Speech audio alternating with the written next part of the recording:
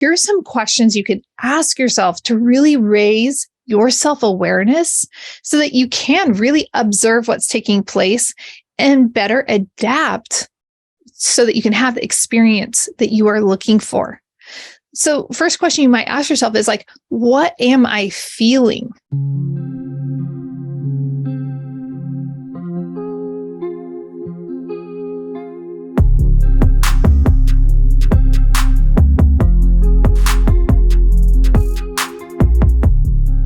Welcome to the Conscious Investor. Let's get started.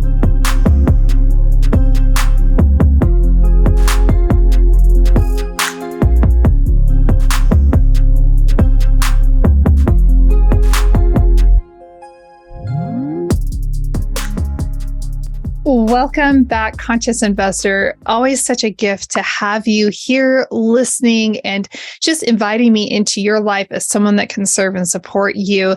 Today is a mindset episode, and I'm so excited about the path to purpose, exploring the 6 key roles in living a fulfilling life.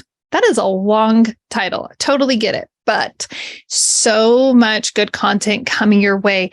Before I jump into sharing these 6 key roles, and boy, they're going to help you really be intentional and purposeful, I want to give a huge shout out. Thank you.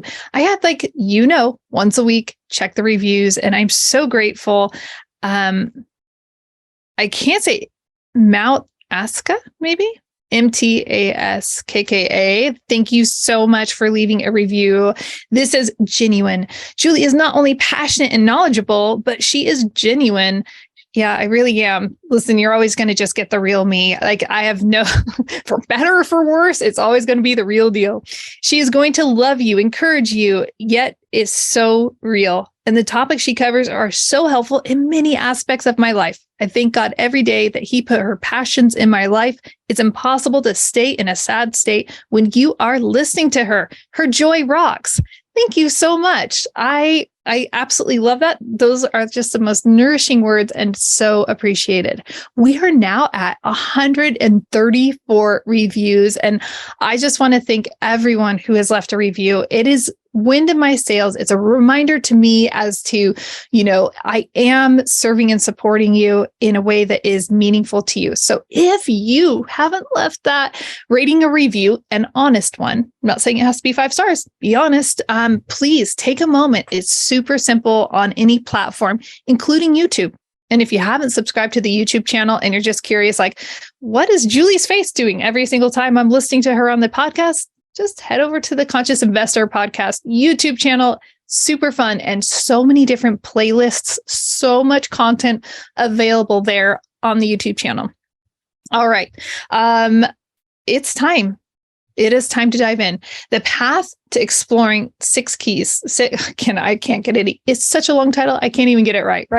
But we want to talk about the 6 key roles to a fulfilling life. And I'm taking this, extrapolating this, as I promised, from Brendon Burchard's book, The Motivation Manifesto.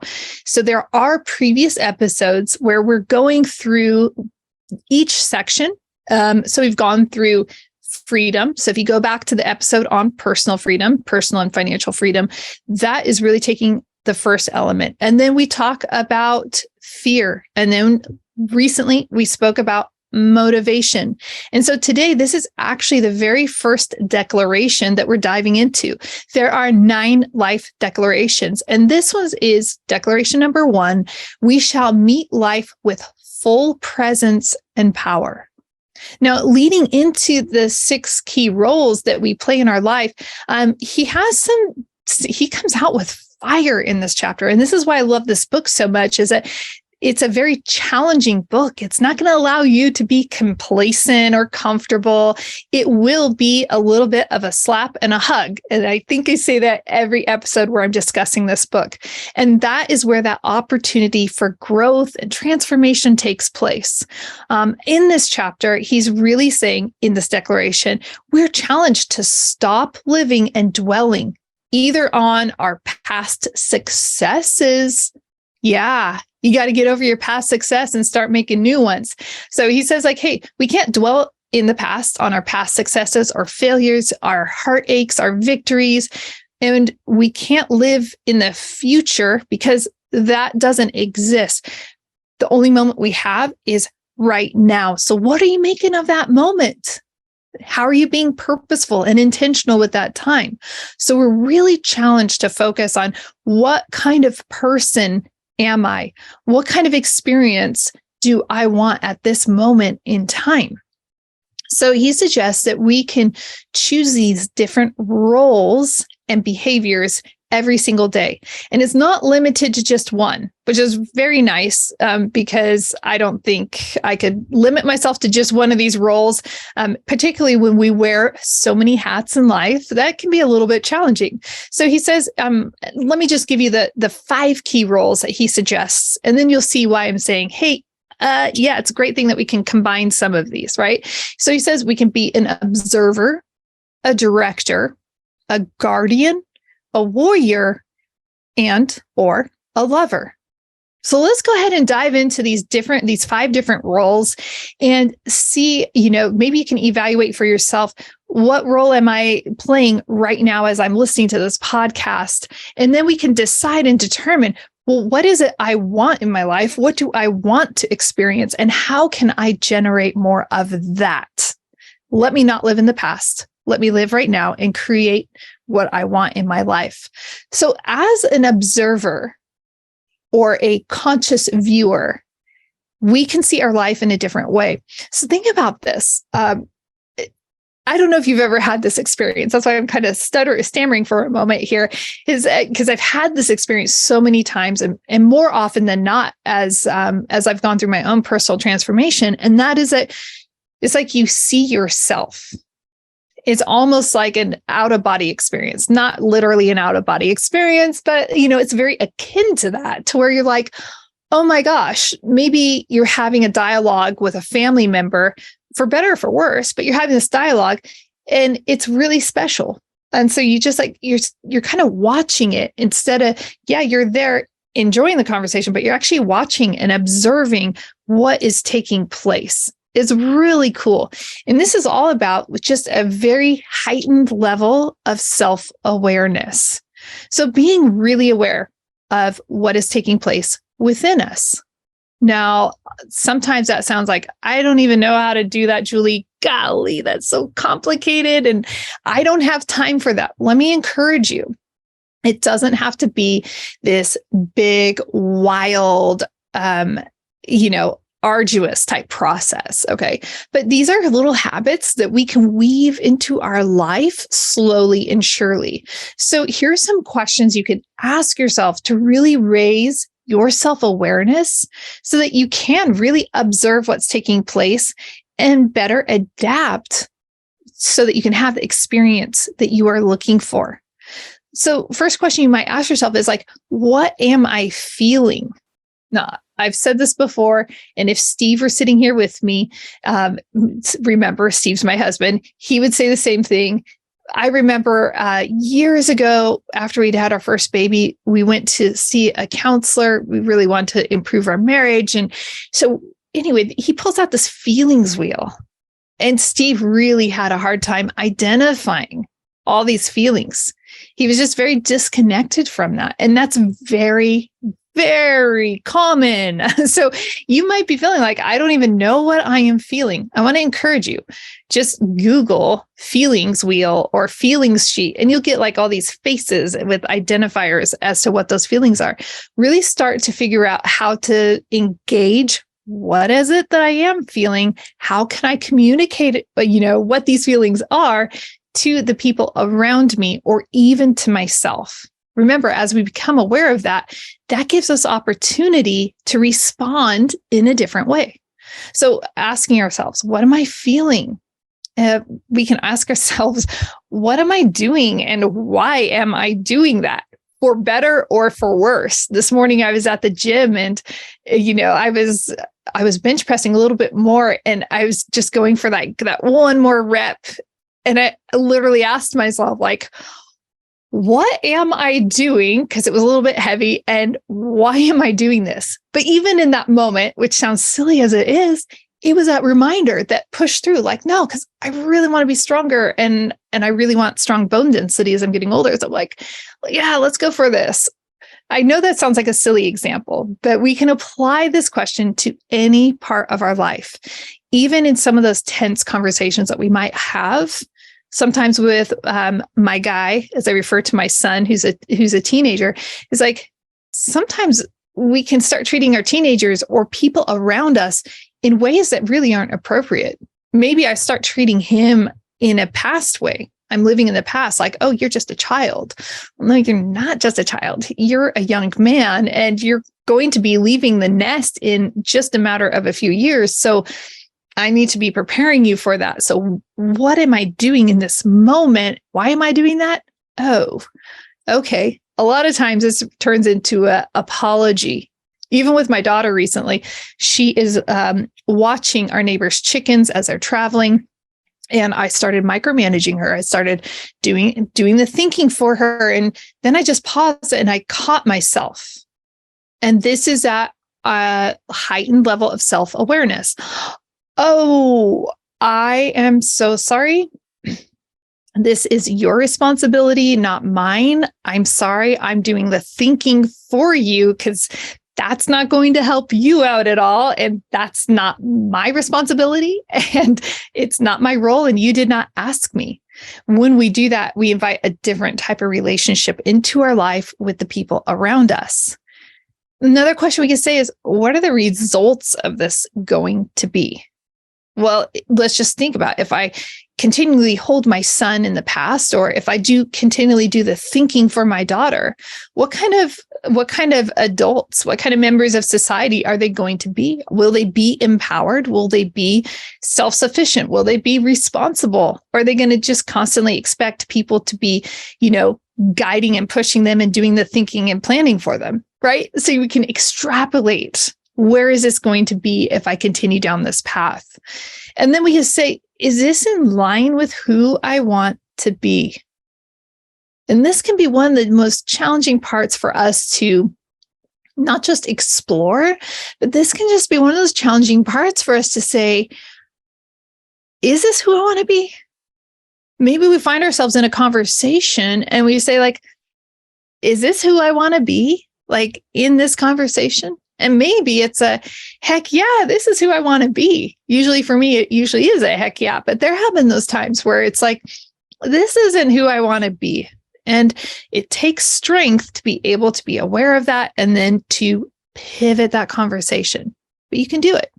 So first role, observer, conscious viewer of our life. So asking what we're feeling, what are we doing? Why are we doing that? What are the results of this going to be? And is this in line with who I want to be?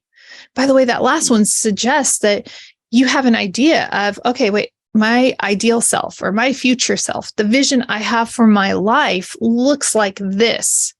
And we want to just say, do that check-in, like, wait, is this person right now in line with where I'm headed and who I want to be? Great question to ask. Our second role is director. We get to be the director, a conscious creator of our lives. So think about being a movie director. In fact, I was even speaking with someone recently, and I was encouraging her. We were doing a coaching session. And it's like, don't worry about what they say.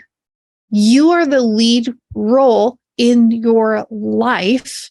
Those people, those are supporting cast members, or maybe they're just even part of an audience.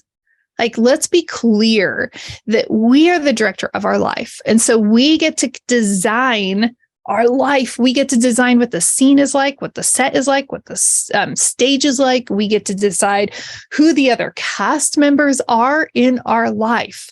So we get to direct our life. I always think that this is also important to keep in mind that we also play roles in other people's lives, and it's important to recognize them as the director of their life as well. And so there's definitely this crossover, this like mutual understanding that we really need to have. So take ownership over what is taking place in your life. Call the shots for your life. Make a plan and choose your focus. So here's the reality. If you are unhappy with your current life, you are probably not directing. So here's how we can be a little more intentional with our lives without it's for some of you, I can hear like Steve is he's very much more spontaneous. I'm spontaneous also, but he's very spontaneous and he doesn't like plans. And there's a whole underlying thinking as to why he does not like plans. So if this feels like, oh my gosh, that feels like suffocating, it feels rigid, I want you to actually start doing some of that self-awareness, observer. Why would that feel suffocating? Why does that feel restrictive? Why does this feel right? Dive into that mindset behind it. Then start to ask, how do I want life to unfold? Well, that's a really gentle question, right? Doesn't feel so restrictive. What kind of person do I want to be? Very similar with the observer. How will I appear and sound? Like in my life, how do I want to appear to others? How do I want to sound to others? How do I want to respond to others? What does that person look like? The clearer we are with who we are and who we want to be and who we are now and closing that gap, it's going to be really exciting. You see, we have choice. We get to choose the character and the story of our life. It's pretty freeing and pretty exciting. All right, let's go to our third out of the 5, right? So far we're an observer, we're a director, and now we're going to talk about the guardian of our mind, our body, and our soul. When I think of a guardian, I think of, a lot of movies where, the good guys have to get past something, or maybe they have to gain trust because it's something good. It doesn't have to always be bad, but there's always this like guardian. Now I'm not thinking of a bouncer, but I'm just thinking like a very regal guardian of something, a prized possession. That is us. We are the guardians. Think about that. Picture that for a moment. Visualize like a guardian of your mind, a guardian of your body, and a guardian of your soul. It is our responsibility to protect our lives from unwanted, this is a severe word, maybe contaminants, and mostly negative information and negative people and negative habits. So let's talk about this a little bit more. So one of the things that Brendon Burchard writes is, he says, is critical that we're protecting our minds from the invitations of useless information, salacious gossip, and negative news sources, because it all becomes part of us. That really hit home for me way back when I used to watch one of those, late night, what we call late night soap opera drama type things, right? I watched Grey's Anatomy like a cajillion years ago. And so it was like, I'd be up with my little baby and I'd be watching this show. And really what ends up happening, and I could see it, I wasn't a solid observer of myself. But at some point I started realizing, and then I just broke free. I'm like, I don't want this in my life. I don't want this influence in my life, because whatever it is that we are putting into our mind is going into our mind. It becomes part of us. It's kind of like that thing that you see that you cannot unsee, but for some reason we don't apply the same to what we hear. Right? We just like apply it to one sense. Oh, it's just what I see. Well, no, it's anything that we are taking into our minds is going to become part of us. And it takes a lot of effort to remove it. It's almost like trying to remove files from your computer. And it's like, wait, how is that buried so far deep down and it's taking up space on my drive, right? You don't want that happening to your brain. We must protect our minds. When it comes to our bodies, we could think of it like this, just as the foods that we consume or don't, or the reps we put in at the gym or don't shape our bodies. the energy that we have, it fades, right? So when the energy of our body fades, our motivation goes with it.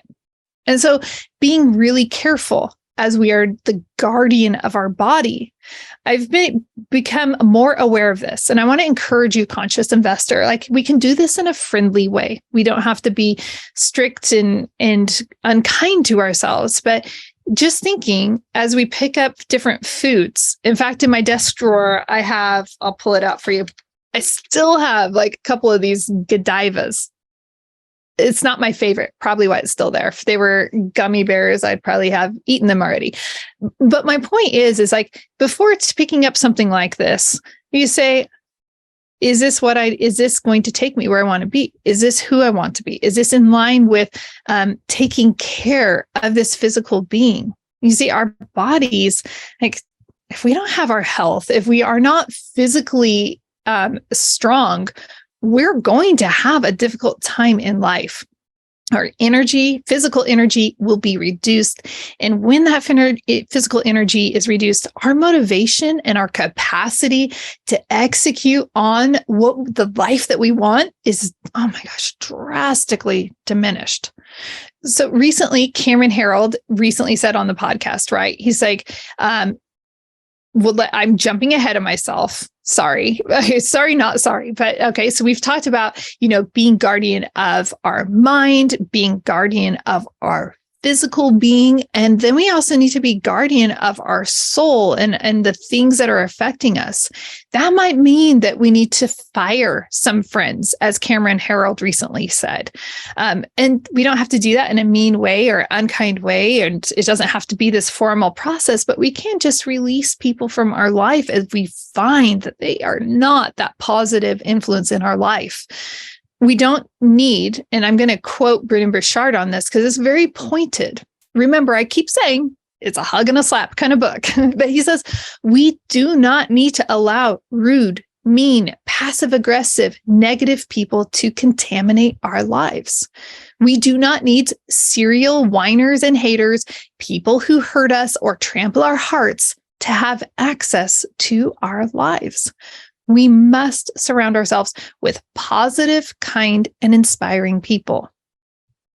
So really taking stock of, and this is as we're looking at being a guardian of our life, and I think this is one of those roles that we need to be playing all day long, every single moment of the day, because we've got to be watching what's coming into our mind. And I'm going to encourage you, as we listen to so much music, we stream music, most of us throughout the day. As you're streaming music or you're listening to podcasts, just stop and ask yourself, is it the best thing for my mind? Are these lyrics positive? Are they encouraging? Are they inspiring? Are they lifting me up? Sure, maybe some of this is like making me feel motivated and supercharged, right? Like we have a playlist as we go up to ski at Schweitzer, and it's fun. It's super fun. But, it's like you need to be thinking about, what is it I am putting into my mind? And how is that going to I want that imparted in me? All right, let's move on. We've covered 3 of the 5. Let's go to number 4, and that is be a warrior. I don't think we have to be a warrior all day, every day. But being a warrior means be bold, be fierce, unrelenting in chasing our dreams. So we can start by evaluating what we are deeply committed to in our life. Think about what you're going to stand for. Think about how you'll bring honor and abundance to your loved ones, and think about what adventures you're going to make that make you feel alive. I love adventure in the woods. You know that. It's so much fun. As we are being that warrior, we are basically saying, this is the ground, and I'm going to hold this ground profoundly. Interestingly, I'm going to insert here is that my friend, Dennis Meralda from the Building Men podcast recently had a guest on, and they were discussing this. His guest was saying, they are all about building men. It's all about masculinity and holding that line. And so this man was explaining, hey, when you figure these things out, you protect that ground. And this is really in line with this concept of being a warrior, right? Is like, no, this is who I am. This is a life I'm going to lead. This is how things are going to go. And I will protect this. And in doing so, we need to think about, what are we willing to sacrifice to bring the life we want to reality? Because in reality, it's going to take something. Having this podcast, for 3 years and entering, year number 4, that means, like, am I prepared for that? Will I battle for that? Will I jockey to have the best guests on here? How will that be?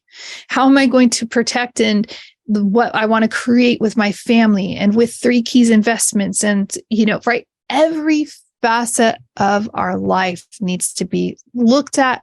And we need to say, what am I willing to sacrifice to bring this about? All right. So really, in doing this, you got to be honest with yourself. This is painful. And I've had this moment a few different times, actually quite often. And you really have to ask yourself, like, is it just a dream on a shelf, or is it going to be reality? So how hard are you really working toward your dream? I know it stings, but sometimes we are, saying, I want this, I want to create this in my life, but our actions are not participating in that. And so we have to be that warrior and say no to ourselves so often. We need to ask ourselves, am I letting obstacles stop the progress? Or am I fighting those obstacles down? Starting this podcast meant fighting down those obstacles, showing up as a warrior. Like, nope, just because I live in the middle of nowhere doesn't mean that I cannot be a super successful apartment investor. No, it doesn't mean that I can't serve people powerfully, right? What obstacles are you facing? Maybe, because conscious investor, I know you love your job. Maybe though you have somebody that you're working with, maybe there's a project and there's just that one person that's whining and complaining, and you can't fire them. They're not a friend, a friend that you can fire. They are one of your peers and they are essential to the job. So you got to look at those obstacles that we face in life. Maybe you're having one of those moments in your marriage where it's like, this is one of those uncomfortable times. Identify, what is the obstacle? And what are you going to do to push through that? What are you going to do to fight that obstacle down? Okay. Warriors are always ready for action, and only for the things that they truly believe matter. So know what really matters to you so that you're ready to defend and protect that ground. All right. So we've had, we're almost there. We have one more. We've had the observer, the director, the guardian, the warrior. And the last role, as I say this, I want you to think larger than what you initially hear. So the last role is lover.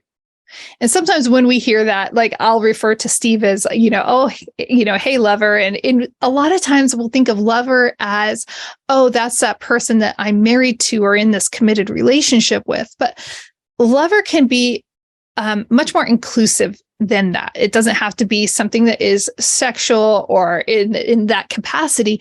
Lover is like, who is it that you love? Who are important to you? Who are your people, right? Who are you fighting for? Who needs you?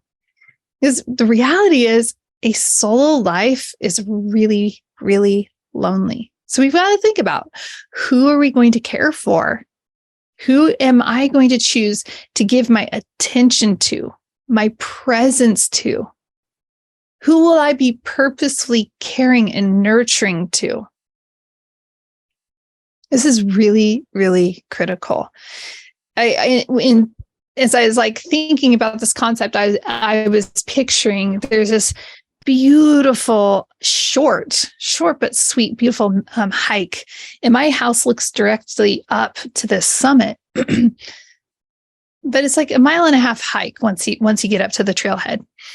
But the views, you can see up to Canada on a clear day. You can see across 360. You can see out into Montana. You can see maybe all the way down to Lake Pend Oreille and Sandpoint. I mean, it's this magnificent view. But can you imagine spending a lifetime working, protecting, observing, doing all these things, getting to the view, the vista point, and you're there alone? Life isn't meant to be a solo journey, and it's definitely more enjoyable when we have the people, even when that brings some conflict and some irritations along the way. That's okay. But you will find that summit is ever so sweeter when we are surrounded by the people that we love. Choose intentionally who's getting your love, who's getting your presence. And for me, I learned, and if you've been listening for, years, I've told this story, is that I used to do things where I'd be like, I'd make the muffins, and I love baking, Conscious Investor, especially if you're following over on social platforms. I've been on this whole baking cakes, just having fun with that. I call them, let's just do this. I call them ugly cakes, ugly but delicious. But all that to say, I would make these yummy treats for people and make them in the pretty little containers, and I would share them with our neighbors and with friends, or when I was teaching, take them to the school. And then I realized one day that I wasn't doing that same level of care for my family. And so it's something I'm very intentional about. Our presence, our intentionality shouldn't just be for others. Now, as I'm so blessed to serve and support people, I have to be more intentional with my energy and with my presence, because I want to give that to my family. I want to make sure that they're nurtured. And so I want you to contemplate, who needs your presence? Are you spending all of your everything on everyone else and just leaving the scraps for the people that you actually love the most? And if so, just own it, right? Own it, and then create those changes. Raise your level of self-awareness and purpose in your heart to, I'm going to show up in this capacity for the people I love. All right, those are all 5. The path to purpose, these 6 key rules of living a fulfilling life. We've got our observer, we have our director, our guardian, our warrior, and our lover. Remember, you could wear multiples of those at any given time. You're not limited to just one. But I want to encourage you to definitely take all of this to heart. It is really critical and important. I know that this episode is something that's going to support a lot of people. And remember that this series that I'm doing for the mindset episodes from the Motivation inspired from the Motivation Manifesto, is really meant and intended to support people who probably aren't going to read the book or listen to the audiobook, but this is going to be helpful information in supporting them in leveling up life and perspective. So make sure you share this with people. This is how the show grows, but more importantly than anything growing, this is about supporting people and casting a powerful ripple effect across the world. Conscious Investor, I appreciate you. I appreciate your time. And I want to encourage you, if you haven't already, I would love to, let's get to know each other. I am the podcast host, sure, but I'm also a human being, and I love connecting with you. You are the star. You are important, and I'd love to get to know you better. So please find a time on the calendar. You have a few options. We can just get to know each other for 20 minutes if you want. Maybe you're like, actually, I really want to talk about what coaching could do in my life. Great. Then schedule on the coaching calendar. Maybe you're like, gosh, I really got to get this financial investing apartment syndication thing dialed down. Maybe you pop onto that calendar. Either way, in every one of those options, we will get to know each other. And I'm excited to do that. Conscious Investor, you are amazing and you are doing great things in the world. Until next time, live big, love bigger, and do great things. Are you enjoying this episode? Do the world a favor and help trip the algorithm by leaving a review so that this content reaches many others.